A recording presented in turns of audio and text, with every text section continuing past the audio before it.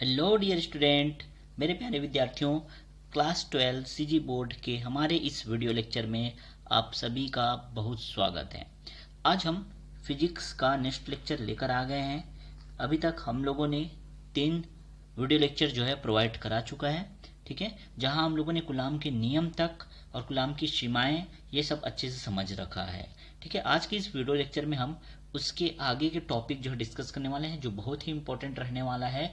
यहाँ हम अध्यारोपण के सिद्धांत का अध्ययन करेंगे और साथ ही साथ बहुत ही अच्छे आंकिक प्रश्न आज हम हल करने वाले हैं। तो यदि आप कुछ नया सीखना चाहते हैं, ठीक है, तो बिल्कुल हमारे साथ इस वीडियो में अंत तक बने रहिए और कंटिन्यूअस, जैसा हमारा ये प्रोग्राम चल रहा है कि हम कंटिन्यू सिलेबस को कवर करते हुए चल रहे हैं, ठीक है, तो उसी मुहिम में आप भी आगे बढ़ते रहिए, ठीक है।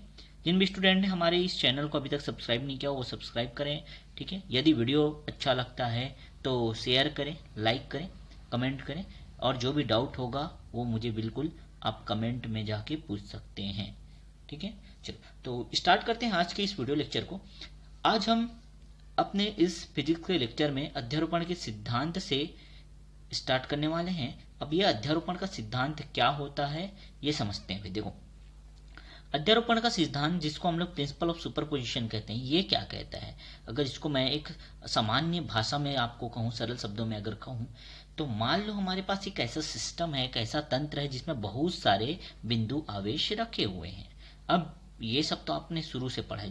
जिन्होंने नहीं पढ़ा है या जिन्होंने ध्यान नहीं दिया वो पहले के लेक्चर देख लें, तब जाके इस लेक्चर को देखें। मैं अभी से कह रहा हूँ, आप इस लेक्चर को अभी छोड़ दो, पहले के वीडियो लेक्चर देखो, ठीक है, तब आपको अच्छे समझ आएगा। तो पहले हमने जो अपलोड कर रखा है वीडियो लेक्चर हमारे, आप ये चैनल में मिल जाएगा। चैनल में जाओगे तो है ना, फिजिक्स के क्लास 12 के सारे लेक्चर आपको मिल जाएंगे, ठीक है। तो देखो ये क्या होता है, मान लो एक सिस्टम है, सिस्टम में बहुत सारे आवेश है, बिंदु आवेश। मान लो उसका नाम दे दिया Q1, Q2, Q3, ठीक है, इस तरह से हमने आवेश दे दिया, ठीक है। अब एक आवेश जो बीच में रखा हुआ है उसको मैंने क्या कह दिया, Q कह दिया, सपोज, ठीक है। तो इस Q पर Q1 के कारण, Q2 के कारण और Q3 के कारण कितना बल लग रहा है, ठीक है, कितना बल लग रहा है, अगर हम उसकी गणना करेंगे तो क्या होता है, इन सब के कारण इस Q पर जो बल लगेगा वो हमेशा हमेशा वेक्टर सम होगा। वेक्टर सम मतलब समझते हो क्या? सदिश योग होगा। क्या होगा? सदिश योग। सदिश योग मतलब चिन्ह के साथ योग करना। सदिश योग एक नया चीज सुन रहे होगे, ठीक है, तो इससे घबराने वाली बात नहीं है। सदिश योग या वेक्टर सम जो होता है क्या है कि आप, जैसे कि एक उदाहरण दे रहा हूं, मान लो हमारे पास +4 है, +2 है और -3 है। तो मैं बोल दिया इनको आप क्या करो, योग करो, तो आपका आंसर क्या होगा? +4 और +2 हो गया +6, और ये -3 था तो +6 में से -3 हो गया तो कितना आ गया? +3 आ गया। तो उम्मीद करता हूं आपको ये सदिश योग पता होगा, ठीक है, क्लियर। मैंने एक छोटा सा उदाहरण देकर आपको समझाने का कोशिश भी किया। तो क्या होगा, सीधी सी बात, अगर इस बिंदु पर, इस मान लो Q पर हमको अगर बल निकालना है, बल की गणना करनी है, तो ये जो बिंदु आवेश इधर दिख रहे हैं उन सब के सदिश योग के बराबर होगा, क्लियर, ठीक है। अभी देखो इसके परिभाषा सहित इसको अच्छे से समझते हैं। तो इसकी परिभाषा क्या हो सकती है? देखो, किसी एक आवेश पर उस क्षेत्र में उपस्थित सभी आवेश बल लगाएंगे एवं कुल बल का मान उनके सदिश योग के बराबर होता है। आसान रहा क्या? देखो ये चित्र को देखो ध्यान से। किसी एक आवेश पर, मान लो Q आवेश पर, उस क्षेत्र में उपस्थित कौन है? Q1, Q2 और Q3, उस क्षेत्र में उपस्थित सभी आवेश बल लगाएंगे, बिल्कुल लगाएंगे, है ना, चाहे वो प्रतिकर्षण बल हो या आकर्षण बल हो, वो तो उन पे डिपेंड करता है कि उनका आवेश क्या है, ठीक है। चलो ये तो समझ आएगा, बल लगाएंगे एवं कुल बल का जो मान होगा ना, कुल बल का जो मान होगा वो सदिश योग के बराबर होगा। मतलब धन चिन्ह ऋण के साथ लेना है, धन हो या ऋण हो, चिन्ह के साथ लेना है, ये कह रहा हूं मैं, ठीक है। अब देखो प्लस रहे माइनस रहे, आप चिन्ह के साथ ही इसमें योग करने वाले हो, ठीक। तो इसको और अच्छे से भी समझेंगे। ये तो समझ आ गया होगा। ये परिभाषा इस चित्र के अकॉर्डिंग मैंने आपको बताया, ये इसकी परिभाषा रह गई, अध्यारोपण का सिद्धांत रह गया, ये है। ठीक है, इसे हम दूसरे शब्दों में और इस तरह से भी कह सकते हैं कि किन्हीं दो बिंदुओं के मध्य लगने वाला बल अन्य बिंदु आवेशों की उपस्थिति या अनुपस्थिति पर निर्भर नहीं करता है या स्वतंत्र रहता है, बिल्कुल स्वतंत्र रहता है कह सकते हैं। ठीक है, कैसे देखो, किन्हीं दो बिंदुओं के मध्य लगने वाला बल, जैसे इसको मैं थोड़ा जूम कर देता हूं, अच्छे समझ आएगा। ये किन्हीं दो बिंदुओं के मध्य लगने वाला बल, मतलब मान लो ये Q2 है और ये Q, इसके बीच जो बल लग रहा है वो बिल्कुल भी कुछ फर्क नहीं पड़ेगा इसको इस Q3 के कारण या इस Q1 के कारण, उसे कुछ फर्क नहीं पड़ेगा। इन दोनों के बीच जो बल लग रहा है ना, उसको ये कुछ प्रभावित नहीं करेगा और ना ही ये इसको कुछ प्रभावित करेगा। ये दोनों बल क्या हैं, बिल्कुल अलग हैं। ये इन दोनों बलों से, ये वहां पे जो बल लग रहा है ये इन दोनों बलों से बिल्कुल क्या रहेगा, ये दोनों आवेश से लगने वाले बल से वो स्वतंत्र रहता है, ऐसा कह सकते हैं। ठीक है, इसी प्रकार आप चाहो तो कोई सा भी बल ले लो। मान लो आपने ले लिया क्या, Q1 और ये Q3। ठीक है भाई, Q1 और Q3 के बीच मान लो कोई बल लग रहा है। अब Q1 और Q3 के बीच बल लग रहा है तो यहाँ पे आप देखोगे कि यहाँ पे तो Q आवेश भी है और Q2 आवेश भी है। आप सोचोगे कि ये जो बल यहाँ पे लग रहा है, मान लो ये F बल लग रहा है इसके बीच में, चाहे वो आकर्षण और प्रतिकर्षण, वो बात नहीं कर रहा हूं मैं। ठीक है, मान लो आप यहाँ पे F बल लग रहा है और ये F बल जो है ये Q और Q2 से पूरी तरह से स्वतंत्र रहता है, कोई फर्क नहीं पड़ता इस बल को। ये बल जितना लगना है उतना लगेगा ही। ठीक है, हाँ जरूर इस Q3 पर इसके कारण भी कुछ बल लग सकता है, इसके कारण भी कुछ बल लग सकता है, या ये Q1 पर इसके कारण लग सकता है और इसके कारण लग सकता है, लेकिन इस बल को कोई प्रभाव नहीं पड़ेगा। ये F है तो F ही रहेगा, ये कहते हैं। तो यही अध्यारोपण का सिद्धांत है, बहुत सिंपल सा है। समझ आया कि सभी को? ठीक है, सिद्धांत एक बार और आप अच्छे से नोट कर लेना। किसी एक आवेश पर उस क्षेत्र में उपस्थित सभी आवेश बल लगाएंगे और कुल बल का जो मान होगा उनके सदिश योग के बराबर होगा। ये शब्द बिल्कुल लिखना है, सदिश योग। सदिश योग समझ आया ना सभी को, चिन्ह के साथ लेना है मतलब। ठीक है, सदिश योग के बराबर होगा। ठीक, समझ आया? ठीक, अब देखो ये सिस्टम को समझ लेते हैं। मान लो हमने ये जो चित्र बनाया उसको देखते हैं। यदि हमारे पास चार आवेश हैं, Q, Q1, Q2, Q3, ठीक है, दिख रहे क्या? Q है, Q1 है, Q2 है और Q3 है। ठीक है, इस तरह से तीन आवेश हैं। ठीक, अब ऐसी स्थिति में बिंदु P पर लगने वाला बल क्या होगा? तो बिंदु Q पर, P बोल दिया, Q पर लगने वाला जो बल होगा वो क्या होगा? तो इसके कारण भी लगेगा बल, इसके कारण भी लगेगा और इसके कारण भी लगेगा। ठीक है, तो वो सदिश योग के बराबर होता है। मतलब हमने क्या लिख दिया डायरेक्ट, देखो कुल बल होगा FQ बराबर होगा FQ Q1। मतलब ये क्या है, FQ कैसे लिखा मैंने?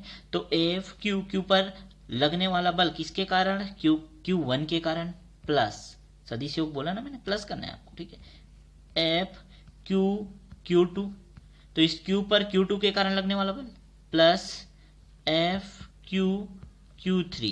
तो इतना ही था, तीन बिंदु था इसलिए तीन बिंदु, आगे होता तो और, इसलिए हमने डैश डैश डैश लिख दिया। समझ आया क्या? तो कुल बल का मान ये होगा। ठीक है, क्लियर हुआ? अब अगर इस सिस्टम में, इस तंत्र में मान लो n बिंदु आवेश होते, यहाँ तो तीन लिखा मैंने, बस तीन, Q1, Q2, Q3 लिखा।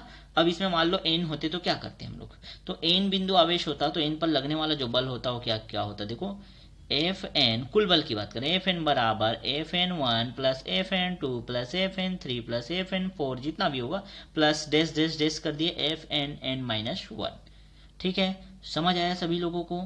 ठीक, अब यहाँ पे Fn1 कैसे लिखा, F1n क्यों नहीं लिखा? इसका मतलब मैं पहले ही समझा चुका हूँ, पहले लेक्चर में हम लोगों ने देख लिया है, सदिश रूप जब देखा। देखो इसका मतलब क्या होता है, F1n और Fn1 का मतलब क्या होता है, ध्यान समझना।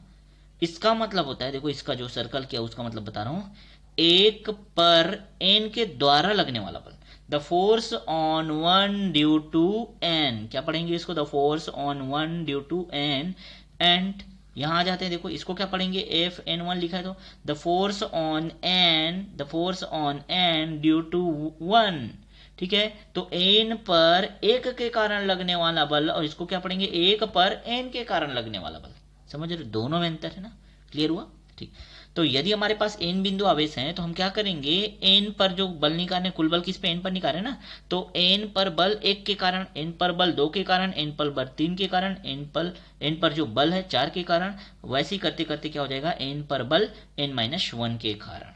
तो क्योंकि n बिंदु थे तो n-1 बिंदु तक यहाँ पे बल लगेंगे। ठीक है, तो ये अध्यारोपण का सिद्धांत था, अच्छे से आपको समझ आया होगा, क्लियर है ना, कोई डाउट नहीं होना चाहिए इसमें। बहुत ही सिंपल तरीके से मैंने इसको बनाया है और आपके लिए बहुत सरल है, ये एकदम इजी अध्यारोपण का सिद्धांत आता है एग्जाम में। ठीक है, अभी भी और आगे भी कहने का मतलब समझ रहे हो ना, विभिन्न प्रवेश परीक्षा के लिए भी ये बहुत इंपॉर्टेंट है। तो ये एक इंपॉर्टेंट टॉपिक है, इसको आप अच्छे से अध्यारोपण के सिद्धांत को समझ के जाओ। इसके आंकिक प्रश्न भी मैं लेकर आया हूँ। ठीक है, आज के वीडियो लेक्चर में अंत तक बने रहो, हम बहुत ही अच्छा और नया चीज सीखेंगे। बिल्कुल डेफिनेटली ये बहुत सारे स्कूलों में ये जो है नहीं कराया जाता। मेरे पास कई सारे स्टूडेंट आए है ना, जिनको मैंने ये चीज पूछा और कभी वो लेट आते थे, ठीक है, क्योंकि क्लासेस स्टार्ट हो गई होती थी। 1-2 महीने बाद लेट से जो बच्चे आके यहाँ ज्वाइन करते थे हमारे पास, उनसे मैंने पूछा तो उनको ये स्किप करा दिया गया, छोड़ दिया गया, तो न्यूमेरिकल प्रश्न कराया ही नहीं जाता, ये मान के चलो।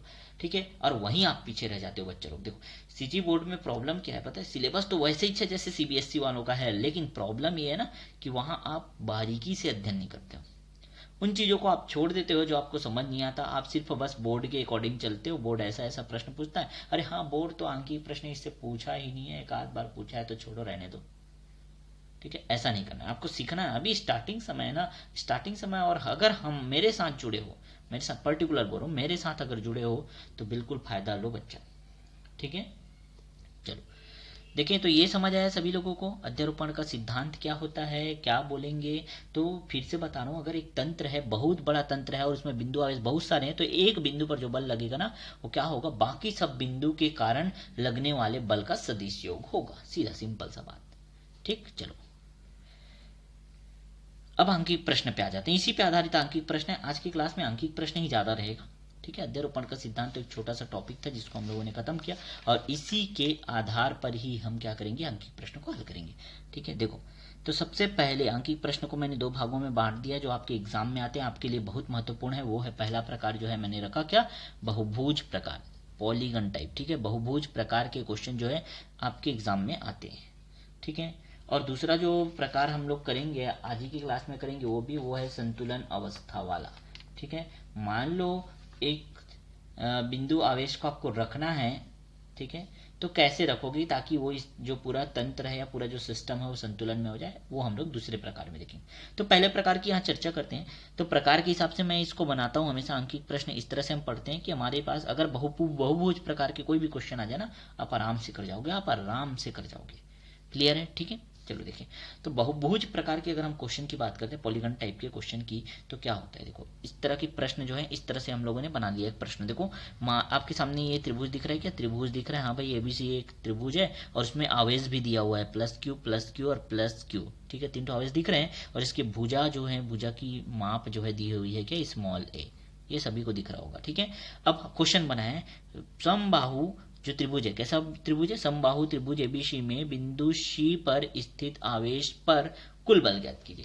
तो सी पर आपको बल ज्ञात करना है। ये आपको चित्र दिख रहा है, थोड़ा बड़ा कर देता हूं मैं, देखो।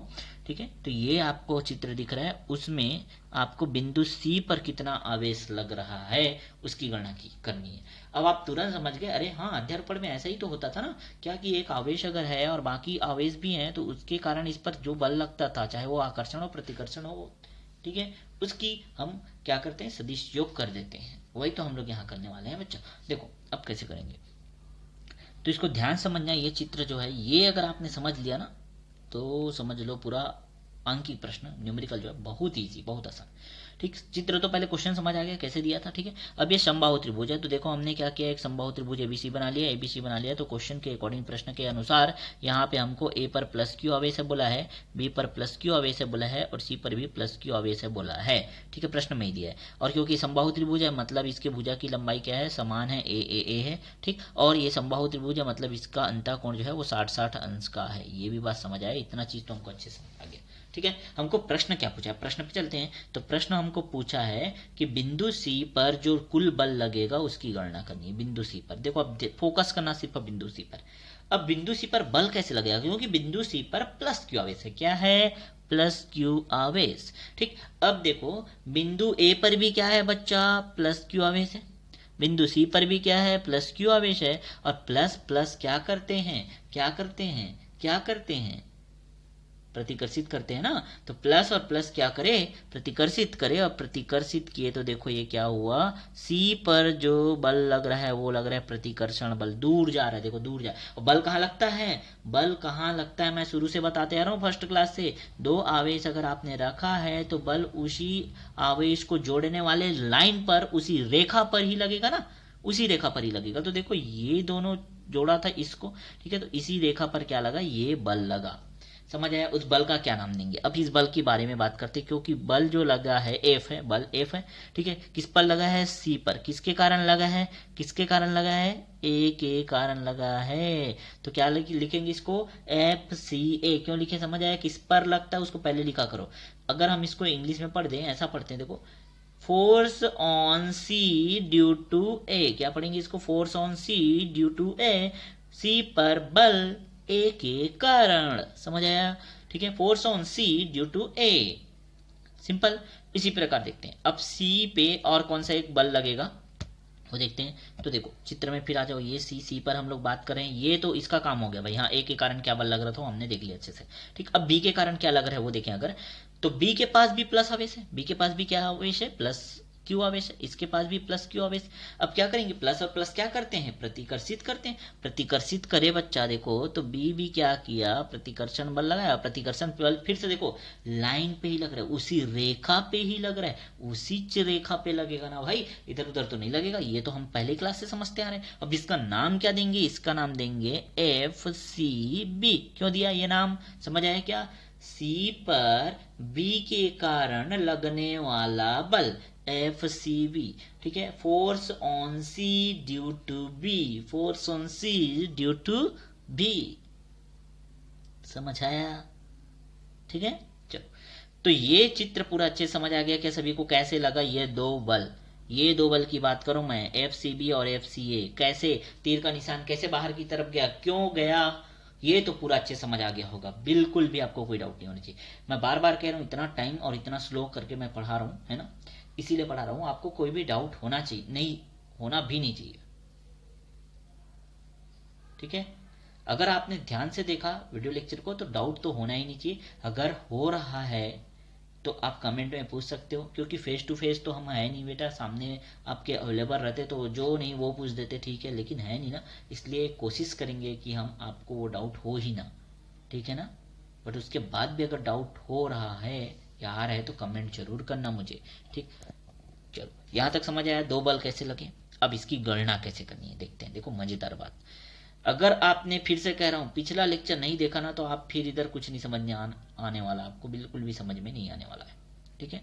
अब देखो दो तो बल लग रहे थे, याद हो गया ना, दो तो बल कौन कौन से लग रहे थे। अब इसको मैं थोड़ा छोटा कर देता हूँ। एफ सी बी लग रहा था और एफ सी ए लग रहा था, ठीक है। अब दोनों बल का मान देखते हैं। तो बिंदु सी पर बी द्वारा आरोपित बल, बिंदु सी पर बी द्वारा आरोपित बल कैसे लिखते हैं, एफ सी बी लिखेंगे और एफ सी बी, क्योंकि बल है और बल का सूत्र क्या होता है, कूलाम ने बताया था के into Q1 Q2 upon R square, ठीक है, पढ़ा था ना, ठीक है। अब देखो के तो क्या है बच्चा, Q1 और Q2 की बात करेंगे तो Q1 और Q2 क्या है, Q1 का मान भी क्या है, Q है, और Q2 का मान भी क्या है, Q है, ठीक है। चित्र में ले जाना पड़ेगा क्या, ये देखो Q1 का मान भी क्या है, Q है, और Q2 का मान भी क्या है, Q है। किसी को भी Q1 Q2 ले लो, लेकिन ध्यान रखना है चिन्ह लेने का हमको बिल्कुल भी जरूरत नहीं। हम तो चिन्ह लास्ट में, ये देखो चिन्ह तो मैं पहले ही यहाँ ले लिया हूँ ना, अब लास्ट में हम लोग इसका जब रिजल्टेंट निकालेंगे, नेट फोर्स निकालेंगे, तो हमें चिन्ह वहाँ बता दूंगा। तो फिर क्यों बार बार आप चिन्ह के साथ लोगे, प्लस लगाया माइनस लगाया, ऐसा कुछ नहीं सोचना है, ठीक है। जो भी रहे हमको सिर्फ उसके परिमाण से मतलब है, प्लस क्यू है कि माइनस क्यू है ये नहीं देखना है, हमको देखना है बस क्यू, क्यू है तो क्यू है। 4Q लिखा होता तो 4Q, 6Q लिखा होता तो 6Q लेते, ठीक है। तो फॉर्मूला समझ आया क्या करना है हमको, ये फॉर्मूला होता है। तो ये फॉर्मूला होता है, उसके अकॉर्डिंग हमने मान डाल दिया। तो क्योंकि क्यू और क्यू था दोनों, तो क्यू का वर्ग हो गया और बटे में क्या हो गया, दूरी। दूरी देखोगे, दूरी देखो, दूरी क्या है, चित्र में गए वापस, दूरी कितना है, ए है ना। तो क्या बोल दिया हम लोगों ने, दो ए, तो पूरा दूरी, सबका दूरी सेम है, ए है ना। तो क्या ले दिया हमने, दूरी मतलब दूरी का वर्ग, आर का वर्ग जो है कितना, ए का वर्ग हो गया। ठीक है, तो एफ सी बी का वैल्यू जो है, यहाँ देखो एफ सी बी का वैल्यू कितना आ गया, ये आ गया। क्लियर हुआ सभी को, F C B is equal to K Q square upon A square. ठीक है, अब इसी प्रकार बिंदु सी पर ए द्वारा आरोपित बल, बिंदु सी पर ए द्वारा आरोपित बल, ये देखो। ठीक है, स्क्रीन छोटा कर रहा हूं ताकि आपको हर एक चीज दिखे। अब सी पर, बिंदु सी पर ए द्वारा आरोपित बल। ठीक है, तो सी पर क्या आवेश है, प्लस क्यू, ए पर प्लस क्यू और सी पर भी प्लस क्यू। ठीक है, अब इस पर आरोपित बल की बात करें तो कौन सा बल का मान है, क्या, एफ सी ए। अगर हमारा फॉर्मूला हम लोगों ने यहां लगा दिया तो K Q one Q two upon R square होता है ना, K Q one Q two upon R square. अब क्यू वन का मान भी क्यू है और क्यू टू का मान भी क्यू है, अपॉन आर स्क्वायर। आर मतलब दूरी, दूरी का वर्ग कितना है, ए है ना भाई, दूरी कितना है, ए है, ए यहां से यहां तक की दूरी देखो ना, ए है ना, भुजा की लंबाई ए, तो ए का वर्ग कर दिए। अब क्यू और क्यू का गुणा हो गया तो F C A is equal to क्या हो गया, K Q square upon A square. ठीक है, K Q square upon A square आ गया। क्लियर हुआ। ठीक है, तो इस तरह से यहाँ पे बल लग गए, दोनों बल हम लोगों ने यहाँ पे अच्छे से समझा, कैसे आया वो भी समझ आया। पुराने फॉर्मूले से, कूलाम के नियम से जो हमने एफ का मान निकाला था, बस वही लगाए जा रहे हैं हम लोग बार बार। ठीक है, अब क्या करेंगे, सर हमको तो कुल बल बोला था, अरे कुल बल यहाँ पे कितना लग रहा है, सी पे। अब सी पे फोकस करेंगे। ठीक है, अब देखोगे क्या आप, ये एफ सी बी और एफ सी ए दोनों इक्वल हैं, ध्यान से देखो बेटा, एफ सी बी का भी वही माना है, एफ सी ए का भी वही माना है, सेम है ना। तो एक काम करते हैं ना भाई, हम बार बार सी बी और सी ए क्यों लिखते रहे, उससे अच्छा मैंने क्या कहा, उससे अच्छा हमने एक आसान तरीका निकाला, क्योंकि एफ सी बी और एफ सी ए इक्वल है। ठीक है, और इक्वल किसके हैं, दोनों का मान सेम है, दोनों का मान है K Q square upon A square, इसलिए इसको हमने कैपिटल एफ मान लिया। क्या मान लिया, कैपिटल एफ मान लिया। अब कैपिटल एफ मान लिया तो देखो हमको सी पर काम करना था ना, सी पर हमको क्या निकालना था, कुल बल, नेट फोर्स निकालना था। ठीक है, सी पर, तो ये रहा एफ सी बी और ये क्या रहा, एफ सी ए। ठीक है, दोनों के बीच का कोण कितना, 60। ये कैसे आया, अरे सर ये क्या बोल दिया आपने, 60 कहाँ से आया, 60 तो दिया ही नहीं क्वेश्चन में। अरे है बेटा, देखो ध्यान से, ये कोण की बात करूं मैं, और शीर्षाभिमुख कोण जिसको बोलते हैं, है ना, अपोजिट एंगल, ये शीर्षाभिमुख कोण सदैव बराबर होते हैं। तो ये जब 60 अंश का है तो ये भी कितना होगा बेटा, ये भी 60 अंश होगा ना, और 60 अंश है तो ये बात तो हमको पता चल गया कि भाई इनके बीच का कोण जो है वो 60 अंश होगा। अब देखो ध्यान से। ठीक है, अब इसका मान निकालेंगे, परिमाणी निकालेंगे इसका, हम लोग अगर निकालें कि रिजल्टेंट क्या होगा। ठीक है, कुल बल निकालेंगे तो क्या होगा, तो देखो एफ नेट बराबर, आपने सदिश वाले पार्ट में पढ़ा होगा या नहीं पढ़ा होगा तो भी मैं यहाँ बता दूं। देखो अगर दो ठो हमारे पास राशि है ए और बी, ए भी एक बल है, बी भी एक बल है। ठीक है, तो इसका जो परिणाम निकलेगा या रिजल्टेंट निकलेगा वो कहाँ लगेगा, ऐसे निकलेगा बीच में। ठीक है, कैसे, मान के चलो यहाँ पे आप खड़े हो भाई साहब, यहाँ पे आप खड़े हो इस तरह से। ठीक है, हाथ को हिलाते हुए, अब यहां से आपको बांध दिया गया और ए ने क्या किया, इधर खींचा और बी ने इधर खींचा, तो आप किधर खिंचाओगे, इधर खिंचाओगे ना, बीचों बीच उनके। ठीक है, अब मान लो ए का ज्यादा ताकत है तो ए की तरफ थोड़ा खिसक गया, लेकिन आपका दिशा जो है इसी दिशा में ही रहेगा, इसी दिशा में खिंचाओगे ना। ठीक है, तो वही बात है यहाँ पे भी। अब कुल फोर्स की बात करें, कुल बल की बात करें, नेट फोर्स की बात करें तो क्या होगा, तो ऐसे जब भी हम वेक्टर लेते थे, सदिश लेते थे, सदिश रहता था हमारे पास, और यहाँ पे भी बल क्या है, सदिश है, तो क्या करते थे हम लोग, फिर से देखो, अगर ऐसे दो सदिश हैं, एक सदिश इधर एक सदिश इधर, दोनों के बीच का कोण थीटा, तो याद आ रहा होगा इसका मान मान लो ए, इसका मान क्या है बी। तो अगर हम लोग परिमाण निकालते थे या परिणामी निकालते थे, ठीक है, या रिजल्टेंट निकालते थे, तो उसके लिए सूत्र लगाते थे वर्गमूल करके ए का वर्ग धन बी का वर्ग धन 2ab cos थीटा। ये सूत्र है, किसका सूत्र है, रिजल्टेंट का, ये सूत्र है परिणामी का। ठीक है, परिणामी का या रिजल्टेंट का ये सूत्र होता है, तो इसी सूत्र को आपको वहां लगा देना है, सेम वही काम। ठीक है, आप चित्र देखोगे, ये चित्र आपको दिख रहा होगा, ये रहा देखो चित्र वैसे ही दिख रहा है और यह वैसे ही दिख रहा है, तो कोण भी आपको पता है 60 अंश। अरे भैया सीधा सूत्र लगाओ ना, तो क्या हो जाएगा, एफ नेट हो जाएगा एफ सी बी का वर्ग धन एफ सी ए का वर्ग धन 2 एफ सी ए कॉस थीटा, और पूरे को क्या कर दो, वर्गमूल के अंदर डाल दो। ठीक है, अब देखो एफ सी बी और एफ सी ए दोनों का मान क्या था, एफ के बराबर था। ठीक है, अब ये मान को आपको उठा के नहीं डालना है, ये इसको अभी मत डालो, लास्ट में डालना, क्योंकि इसको हमने एफ मान लिया ना सरल करने के लिए, तो बार बार वो चीज ना लिख के हम क्या लिख दिए यहाँ पे, एफ लिख दिए। तो ये हो गया एफ का वर्ग, फिर एफ का वर्ग, फिर क्या हो जाएगा +2f इंटू एफ कॉस 60 अंश, कॉस 60 का मान कितना होता है 1/2।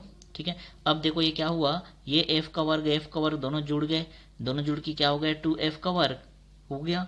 और यहाँ पे ये cos 60 का मान क्योंकि 1/2 होता है, 1/2 होता है, तो ये नीचे वाला 2 और ये 2 कट गया, यहाँ पे भी 2 था ना, है ना, और 2f का वर्ग, तो f का वर्ग बचा, तो यहाँ पे 2f का वर्ग और यहाँ पे f का वर्ग कितने हो गए, 3f का वर्ग हो गया, वर्गमूल के अंदर में कितना आ गया, 3f का वर्ग आ गया। ठीक है, यहाँ तक समझ आया। अब 3f का वर्ग है, देखो ये 3f का वर्ग है वर्गमूल के अंदर में, तो क्या निकलेगा बाहर, तो f तो बाहर निकल जाएगा क्योंकि ये वर्गमूल है, वर्गमूल के अंदर में स्क्वायर है या वर्ग है, तो f बाहर निकल गया, f बाहर निकल गया और अंदर में क्या बच गया, 3 बच गया। तो इस प्रकार आपके पास f नेट का मान आ गया। नेट फोर्स बोलो या कुल फोर्स बोलो या टोटल फोर्स की बात करो, इतना ही होगा। और f का मान क्योंकि आपने पहले से निकाला था ना, ठीक है, तो f का मान आपने जो निकाला था वही मान क्या होगा यहाँ पे डाल दो।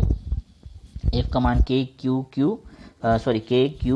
स्क्वायर बोल दो, क्यू ना बोलो, के Q square upon A square, तो ये f नेट आ गया आपके पास।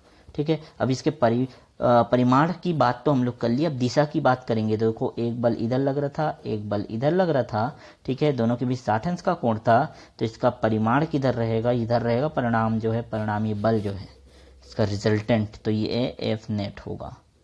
ठीक है, अब ये एफ सी बी और ये एफ सी ए जो भी रहा होगा ना, उसका नेट या रिजल्टेंट जो है ये रहेगा। तो ये समझ आया क्या, ये आंकिक प्रश्न बहुत आसान तरीके से मैंने समझाया। ठीक है, बहुत स्लो भी चले, इसको एक एक चीज मैंने आपको बताने का कोशिश किया यहाँ पे। ठीक है, ऐसे ही प्रश्न कभी कभी आता है। देखो बच्चा यहाँ ए की जगह ना क्या करता है, वो कुछ नंबर दे देते, जैसे जो भुजा है वो 10 सेंटीमीटर है या 20 सेंटीमीटर है, ऐसे कुछ मान दे दिया। ठीक है, तब आपको कुछ नहीं करना, उस मान को रख देना है। नहीं तो ऐसे ही प्रश्न डायरेक्ट पूछ लिए जाते हैं आपके प्रतियोगी परीक्षा में, इंट्रेंस एग्जाम में। 12 के पेपर में ऐसे क्वेश्चन तो देखने को अभी नहीं मिले बोर्ड में, लेकिन फिर से वही कह रहा हूँ, लेकिन आप इसको अब बोल दिए सर तो पढ़ना ही नहीं है, ऐसा नहीं सोचना है। ठीक है, आप इसको सीखोगे, आपको सिखाने ही आया हूं मैं। ठीक है, चलो दूसरे टाइप की बात करते हैं। अरे वहां और यहां में क्या अंतर है देखते हैं बच्चा। ठीक है, देखो वहां क्या था, वहां पे तीनों जो आवेश थे वो प्लस प्लस थे, लेकिन इस बार प्रश्न थोड़ा बदल दिया। अब इस बार क्या है, आवेश एक जगह माइनस कर दिया। और प्रश्न ये पूछा है कि समबाहु त्रिभुज एबीसी में बिंदु ए पर स्थित आवेश पर कुल बल ज्ञात कीजिए। तो बिंदु ए पर क्योंकि माइनस क्यू आवेश है और इसी पर आपको क्या करना है, बल की गणना करनी है, वो भी कुल बल नेट फोर्स आपको ज्ञात करना है। देखो सेम वैसे प्रश्न है। ठीक है, लेकिन वहां पे माइनस नहीं था, यहाँ पे माइनस है, तब क्या होगा देखते हैं। ये चित्र को ध्यान से देखो। ठीक है, अब यहाँ पे माइनस है, ए के पास क्या है माइनस है, और बी के पास क्या है प्लस है, और सी के पास क्या है प्लस है। अब ध्यान से देखो, क्योंकि ए पर गणना करना है इसलिए ए पे कॉन्सेंट्रेट करोगे, आप ए पे ध्यान केंद्रित करोगे। और ए पर ये बी द्वारा कौन सा फोर्स लगेगा, ये देखो बी द्वारा कौन सा बल लगेगा, बी द्वारा आकर्षण लगेगा, प्रतिकर्षण लगेगा, आकर्षण लगेगा भैया, क्योंकि बी के पास तो प्लस क्यू है और इसके पास क्या माइनस क्यू है, तो प्लस और माइनस क्या करते हैं, आकर्षित करते हैं ना, इसलिए देखो ये आकर्षण बल लग रहा है, इधर ही खींच रहा है, अपनी तरफ खींच रहा है, उसी लाइन पे लगेगा, उसी लाइन पे जो उसको जोड़ा है उसी तरफ क्या कर रहा है, अपनी तरफ खींच रहा है। इसका नाम दे दिया F A B. F A B का मतलब समझ रहे हो ना, force on A due to B, A पर बी के कारण बल। ठीक, वैसी अगर हम लोग सी के कारण देखें, सी के कारण भी क्या लग रहा है, ए पर बल लग रहा है। उस बल का अगर हम लोग नाम देखें तो इसको लिख दिया एफ ए सी।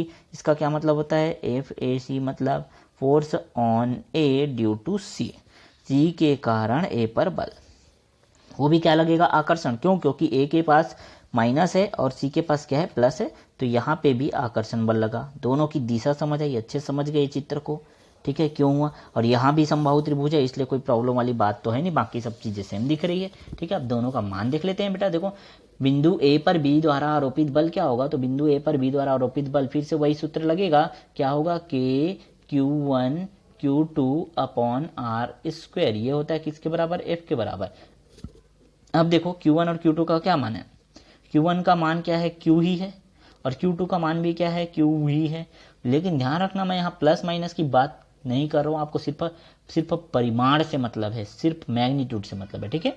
तो क्या हो जाएगा, ये भी Q है, ये भी Q है, तो क्या हो गया, Q का वर्ग हो गया, इसलिए डायरेक्ट मैंने यहाँ पे लिखा FAB का मान क्या होगा, KQ का वर्ग बटे A का वर्ग होगा। सिंपल, यहाँ तक समझ आया। इसी प्रकार अगर हम लोग देखें FAC का मान, तो FAC का मान भी वही होगा, सेम टू सेम आप निकाल सकते हो।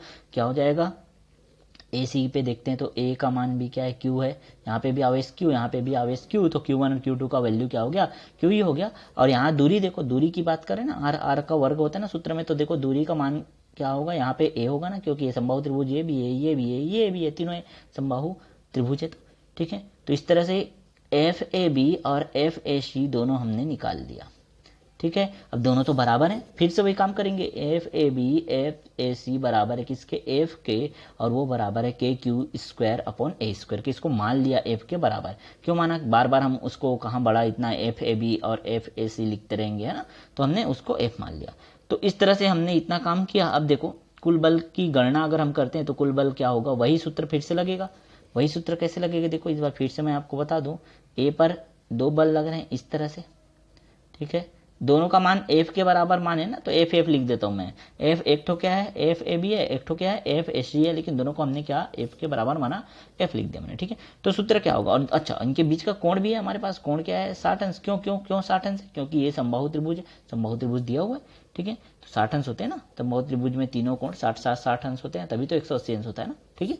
चलो, तो F नेट की बात करेंगे, तो F नेट या परिमाणी की बात करेंगे या रिजल्टेंट की बात करेंगे, तो क्या होगा, तब होगा क्या, A का वर्ग धन B का वर्ग धन 2AB वाला सूत्र लगा, 2AB cos थीटा, ठीक है। तो वहीं पे A का वर्ग मतलब क्या, FAB पूरे का वर्ग, FAC पूरे का वर्ग धन 2FAB into FAC cos theta हो जाएगा। मान डाल दो, तो उतना बड़ा बड़ा नाम नहीं लिखेंगे, बार बार FAB FAC नहीं लिखेंगे, क्या करेंगे, इनको हटा के हम सीधा क्या कर दिए, F लिख दिया। तो F का वर्ग धन F का वर्ग धन 2F गुणा F हो गया, cos 60 अंश हो गया। cos 60 अंश का मान कितना होता है, 1/2 होता है, तो ये 2 से 2 कट गया, और ये क्या हो गया, 2F का वर्ग धन एक और F का वर्ग, तो कितना हो गया, 3F का वर्ग, और फिर से वर्गमूल से बाहर निकलेगा तो F नेट बराबर क्या हो जाएगा, करनी 3 गुणा F। यही तो सेम सेम सेम टाइप का इक्वेशन जो है फर्स्ट क्वेश्चन में भी आया था, मैंने अच्छे से समझाया इसको, इसमें से कैसे बाहर निकलता है, ठीक है, और इतना कैसे बचा, तो ये हमको पता चल गया। और यहाँ फिर से F का मान डाल दो, वही आपका क्या है, आंसर है। कठिन लगा नहीं ना। अब देखो हम बात तो कर दी, अब यहाँ परिमाण की, मैग्नीट्यूड की बात तो कर दी, लेकिन दिशा क्या होगा, तो दिशा देखो, एक बल इधर लग रहा था, एक बल इधर लग रहा था, तो रिजल्टेंट इधर लगेगा ना, इसका नेट फोर्स किधर लगेगा, इधर लगेगा सीधा, तो ये F नेट होगा। चित्र में आपको अच्छे से समझ आया होगा ये, ठीक है, समझ आया। चलो नेक्स्ट चले, क्लियर। चलो नेक्स्ट क्वेश्चन को देखें अगर हम लोग, तो नेक्स्ट क्वेश्चन में हमको दिया है कि ABCD एक वर्ग है, बिंदु C पर उपस्थित आवेश पर कुल बल ज्ञात करना है हमको। देखो ABCD आपको वर्ग दिख रहा होगा चित्र में, ठीक है, ये इसको थोड़ा ध्यान समझना, बहुत अच्छा है। ये ABCD हमारे पास क्या है, एक वर्ग दिख रहा है आपको, ठीक है। अब बिंदु C पर उपस्थित आवेश पर कुल बल ज्ञात करना है, C पर जिस पर बोलता है ना उस पर फोकस किया करो, ठीक है।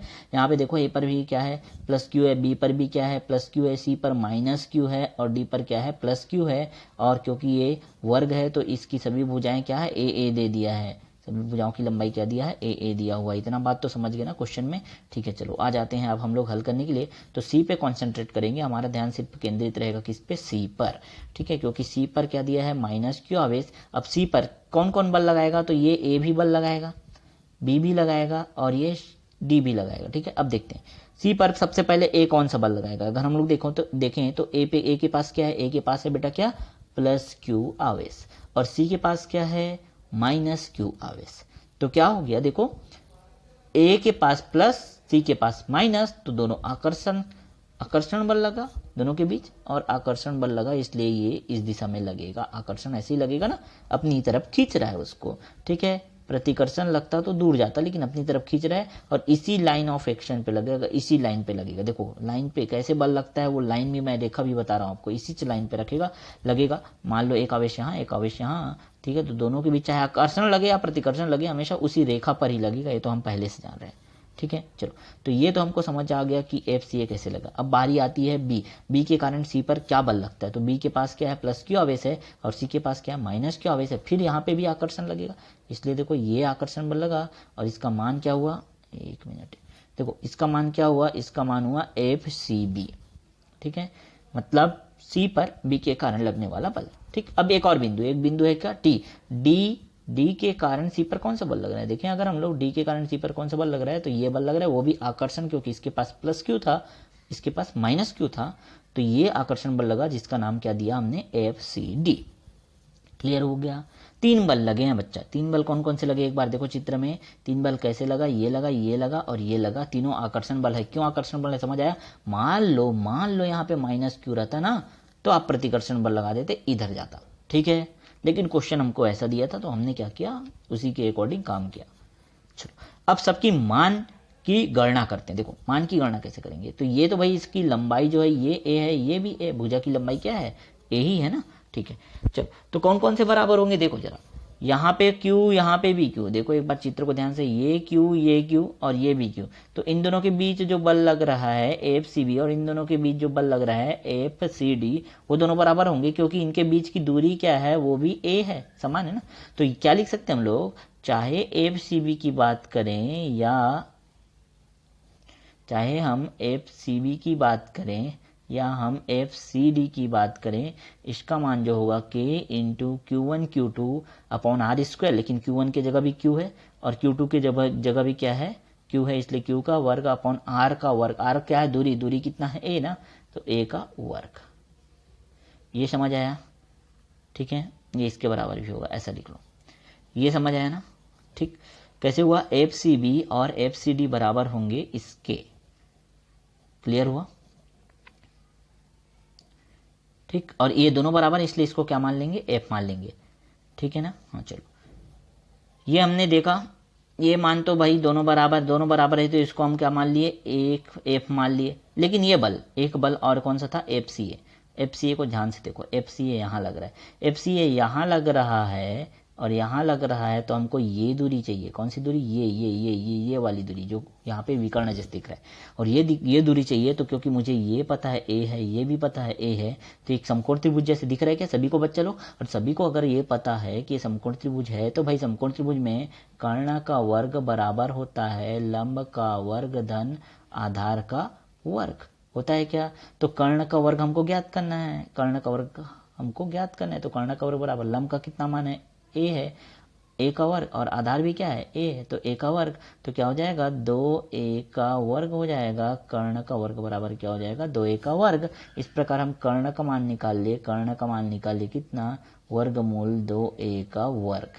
ये बात समझ आया, कर्ण का मान इतना आया, वर्गमूल 2a का वर्ग कर्ण का मान है, ठीक है। अब इतना आया, तो ये कर्ण का मान था, कर्ण के वर्ग का मान, कर्ण का मान कितना है, वर्गमूल 2a का वर्ग आया था, देखो ठीक है, वर्गमूल के अंदर था, इसलिए देखो ये a का वर्ग जो है ना, वो वर्गमूल से बाहर निकल जाएगा, और कर्ण बराबर आपको क्या मिलेगा, ये मिलेगा क्या, a तो बाहर निकल गया, a वर्गमूल 2, ये आया मान। ये किसकी दूरी है, तो ये इसकी दूरी है, a वर्गमूल 2, ये आपको ये पता चल गया इसकी दूरी, ठीक है। अब क्योंकि इसका मान यहाँ पे a पे देखो, a पे भी q है, सी पे भी क्या है, क्यू है, लेकिन ये दूरी बस नहीं पता था। अब दूरी भी हमने निकाल के अच्छे से आपको समझा दिया, दूरी कितना हो गया, वर्गमूल 2 इंटू ए, या ए वर्गमूल 2, कुछ भी लिखो, दोनों बिल्कुल सही है, ऐसे लिखो या ऐसे लिखो, ठीक है। चलो ये मान लेते हैं हम लोग। अब क्या हो जाएगा हमारे यहाँ पे, अगर हम बल निकालते हैं एफ सी ए निकालते हैं, तो क्या हो जाएगा, Q1 Q2, एफ सी ए का मान क्या हो जाएगा, एफ सी ए का मान होगा किसके बराबर, के, Q1 Q2 मतलब Q और Q तो है, तो Q का वर्ग बटे क्या होगा, दूरी का वर्ग, दूरी कितना, R का वर्ग मतलब दूरी का वर्ग ना, दूरी क्या अभी मैंने निकाल के दिखाया ना, कितना होता है, वो होता है वर्गमूल 2 इंटू ए, या ए वर्गमूल 2। अब दूरी का वर्ग होता है, इसलिए वर्ग कर दिया मैंने, ठीक। तो एफ सी ए का क्या मान निकलेगा, एफ सी ए बराबर निकल जाएगा के क्यू स्क्वायर अपॉन ए का वर्ग इंटू क्या हो जाएगा 2, ए का वर्ग इंटू 2, 2 क्योंकि वर्गमूल 2 था ना, तो वर्ग हुआ तो 2 बन गया। ठीक है, इतना माना है। अब देखो आते हैं हमारे नोट में, तो आपको हर एक चीजें, हर एक पॉइंट समझ आ गया होगा। ये एफ सी ए का मान मैंने आपको निकाल के दिखाया, ये आया था, और एफ सी बी और एफ सी डी दोनों बराबर थे, ये हमने इसको एफ मान लिया। ठीक है, तो इस तरह से चित्र बना। अब देखो ये चित्र बन गया हमारे पास, वापस चलते हैं। देखो ये डायग्राम दिखा, ठीक है। अब ये इस डायग्राम पे ये और ये बल पहले, क्योंकि ये दोनों बल बराबर थे, है ना, दोनों बल बराबर है, तो पहले इसका परिणामी निकाल लेते हैं, उसके बाद हम तीसरे बल को देखेंगे। ठीक है, तो अभी बस ये 2 बल की बात कर रहा हूँ। ये चित्र आपको थोड़ा सा दिखाई दे रहा होगा, छोटा सा मैंने बनाया, ये वाला, इस पे ध्यान दोगे। ठीक है, इन दोनों का पहले परिणामी निकाल लेते हैं। सी पर हमको पूरा बल निकालना है ना, सी पर तीनों बल का मान निकालेंगे, कितना लगेगा टोटल करेंगे, लेकिन पहले इन दोनों को देख लेते हैं, एफ सी बी और एफ सी डी के कारण सी पर कितना लगता है। ठीक है, तो सीधा सा परिणामी कैसे निकालेंगे, तो परिणामी का सूत्र तो हमको पता है भाई। परिणामी कैसे निकालते हैं, ए का वर्ग धन बी का वर्ग धन 2 ए बी धन, हाँ याद है ना, ये वाला सूत्र, ए का वर्ग धन बी का वर्ग धन 2 A B cos theta. Cos theta, theta का मान यहाँ कितना 90 अंश। ठीक है, ये तो देखो परिणामी बल जब हमने निकाला, रिजल्टेंट फोर्स निकाला, इसको एफ आर नाम दिया और इसको ऐसा लिख दिया। क्यों, क्योंकि इसका और इसका दोनों का मान बराबर था, इसलिए इसको हमने एफ ले लिया। तो एफ का वर्ग धन 2 एफ गुणा एफ कॉस थीटा मतलब देखो इनके बीच का कोण कितना है, 90 है ना, ये तो साफ साफ दिख रहा है। और वर्ग है तो आप तो समझते हो भाई, इसका तो गुणधर्म होता है 90 अंश का कोण बनेगा, और 90 अंश का कोण मतलब कॉस 90 अंश का मान 0 होता है, तो ये पूरा हो गया 0। देखो ये पूरा क्या हो गया 0, इतना का काम खत्म, ये पूरा 0 हो गया। आपके पास सिर्फ बचा एफ का वर्ग धन एफ का वर्ग, और जब आप इसको हल करोगे तो 2f का वर्ग आएगा। करनी के अंदर में जब 2f का वर्ग आ गया तो करनी से बाहर क्या निकलेगा, f बाहर निकलेगा और f करनी 2 बच जाएगा। यही क्या है, यही है परिणामी बल। क्लियर हुआ, यही है परिणामी बल। अब परिणामी तो आपको पता चल गया, परिणामी किधर लगा, तो 2 बल जो इधर लग रहा था, ये वाला बल और ये वाला बल, उन दोनों का परिणामी इस तरफ लग रहा है, इस तरफ, और इस तरफ एक और बल लग रहा था, पहले से हम लोगों ने देखा। तो इसका परिणामी एफ आर लगा इधर, और उसके साथ साथ एक और बल तो पहले से लग रहा था, जिसका नाम क्या था, एफ सी ए। ये दिखा एफ सी ए। अब देखो भाई दोनों का दिशा तो बराबर है, दोनों उसी दिशा में जा रहे हैं, एक जन इधर जा रहा है दूसरा भी इधर ही जा रहा है, तो दोनों को क्या करो, अब यहाँ बहुत बड़ा आपको सूत्र लगाने की जरूरत नहीं है, दोनों जब एक ही दिशा में चल रहे हैं ना, तो दोनों को क्या कर दो, जोड़ दो ना। तो कुल बल की यहाँ जब आप गणना करोगे तो सी पर कुल बल का जो मान होगा एफ सी नेट होगा एफ सी ए प्लस एफ आर क्या निकाला था हमने, परिणामी बल निकाला था। ठीक है, दोनों का मान आप डाल दो, दोनों का मान आपके पास है, एफ सी ए का मान इतना है और एफ आर का मान इतना है, अभी तो निकाला ना आपने जस्ट। अब इनका मान अगर आप डाल दोगे तो यहाँ एफ का मान आपने डाल दिया, ये हो जाएगा F Q square upon A square. ठीक है, इतना मान आ गया, ये तो हमने बस मान रखा है। अब यहाँ पे उभयनिष्ठ देखो, यहाँ पे हमने उभयनिष्ठ निकाला तो क्या हो जाएगा, के क्यू का वर्ग बटे ए का वर्ग निकल गया बाहर, अंदर क्या बचा, अच्छा देखो यहाँ ध्यान से, के क्यू का वर्ग के निकल गया, क्यू का वर्ग निकल गया, ए का वर्ग निकल गया, तो यहाँ क्या बचा, यहाँ सिर्फ ध्यान से देखना, यहाँ 1/2 बचा, हाँ भाई 1/2 बचा। और यहाँ से क्या निकल गया, यहाँ के निकल गया, क्यू का वर्ग निकल गया, ए का वर्ग निकल गया, तो यहाँ पे सिर्फ क्या बचा, वर्गमूल 2 बचा। ठीक है, समझ आया है कैसे बचा, वही निकालने सभी को आता है ना। ठीक, अब आप इसी को आंसर लिख सकते हो, ये जो आपको दिख रहा है, या इसको थोड़ा सा एक पद और आगे हल कर दो और क्या करो, लघुत्तम ले दो, तो 2 का वो लघुत्तम यहाँ पे हो जाएगा, यहाँ पे ऐसा देखो 2 और यहाँ पे कुछ नहीं मतलब 1 है, इसका लघुत्तम लिखो तो 2 इधर आ जाएगा, 2 वर्गमूल 2 धन 1 हो जाएगा, और ये 2 जो है पूरे बटे में आ जाएगा, तो आप इसको बाहर निकाल के ऐसे लिख सकते हो। तो यहाँ कुछ नहीं है, लघुत्तम लेने का बस खेल था। ठीक है, यहाँ तक सभी बच्चों को समझ आया अच्छे से। ठीक, अब हम लोग बात करें इसके दिशा की, डायरेक्शन की, कि भाई तीनों बल मिला के किधर लगाएंगे, तो इधर बल लगाएंगे। ठीक है, पहले ये दोनों बल, ये वाला और ये वाला बल तो इधर ही लगा ही रहे थे, साथ ही साथ एक तीसरा बल वो भी इधर ही लग रहा था, तो कुल मिला के इसका नेट किधर होगा, नेट या टोटल की बात करें तो उसका दिशा इधर ही होगा। ठीक है, और इसके परिमाण की तो बात हम कर चुके हैं। ठीक, तो दोनों समझ आया अच्छे से। ठीक, ये देख लो बहुत अच्छे से हल करा हुआ है हमने, इसको पूरा अच्छे से बहुत बेहतरीन तरीके से मैंने यहाँ समझाने का कोशिश किया, एक्सप्लेन करने का कोशिश किया। इसके बाद भी डाउट रहता है ना, कोई दिक्कत नहीं है बच्चा, मैं एक बार और मुझे बोलना एक बार और कुछ नए तरीके से मैं समझाने का कोशिश करूँगा। प्रॉब्लम ये है ना कि लॉकडाउन के कारण, लॉकडाउन तो और एक्सटेंड हो गया, तो हम अभी भी क्लास जो है खोल नहीं पा रहे हैं, क्लास ओपन नहीं कर पा रहे हैं, ठीक है। वैसे भी मुझे दूसरे जगह, मेरा क्लास जो है दूसरे जगह है और मैं अभी दूसरी जगह फंसा हुआ हूँ, ठीक है। लॉकडाउन जैसे ही ओपन होता है ना, मैं वहाँ जाके आपको प्रॉपर तरीके से, बहुत ही बेहतरीन तरीके से इसको अच्छे से बोर्ड में समझा पाऊंगा, ठीक है। तो अभी तक जब तक लॉकडाउन चल रहा है आप इसी से मेंटेन करो, और बहुत धीरे तो चल रहे हैं ना, मतलब कोई प्रॉब्लम नहीं होना चाहिए आप सभी को, ठीक है। तो ये क्वेश्चन हो गया, ये 2 क्वेश्चन हो गया, ये और 1 क्वेश्चन हो गया। तो इस तरह से हम लोगों ने 3 प्रश्न अच्छे से करा, ठीक है। अब देखते हैं नेक्स्ट क्वेश्चन को। तो यहाँ तक समझ आया सभी लोगों को, ठीक है। वीडियो लेक्चर थोड़ा ज़्यादा हो रहा है, बड़ा हो रहा है, लेकिन ध्यान से देखना सभी लोग। चलो, हमको देखना है संतुलनावस्था में तीसरा जो आवेश होगा वो क्या होगा, ठीक है। एक काम करते हैं, इसको नेक्स्ट लेक्चर में रखेंगे। वीडियो लेक्चर बहुत बड़ा भी हो गया है, आप लोग इतना अच्छे से समझ लो, इतना अच्छे से बना लो अपने नोटबुक में, इतना काफ़ी है, आज इतना करो, ठीक है। और भी बड़ा हो जाएगा नहीं तो 1-1.5 घंटे का हो जाएगा वो, क्योंकि इसको समझाना और न्यूमेरिकल समझाने में थोड़ा टाइम भी लगता है ना, तो ये बहुत बड़ा हो जाएगा। फिर आप भी नहीं देखोगे, अरे सर बहुत लगातार वीडियो देखना अच्छा नहीं होगा आप लोगों के लिए, मुझे पता है आप लोग देख भी नहीं सकते, है ना। तो इतना ही रोकते हैं आज, नेक्स्ट टॉपिक देखेंगे हम लोग अगले वीडियो लेक्चर में, ओके।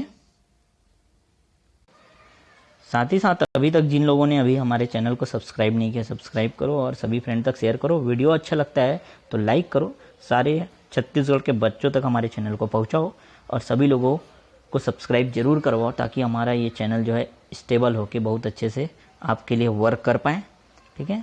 ओके।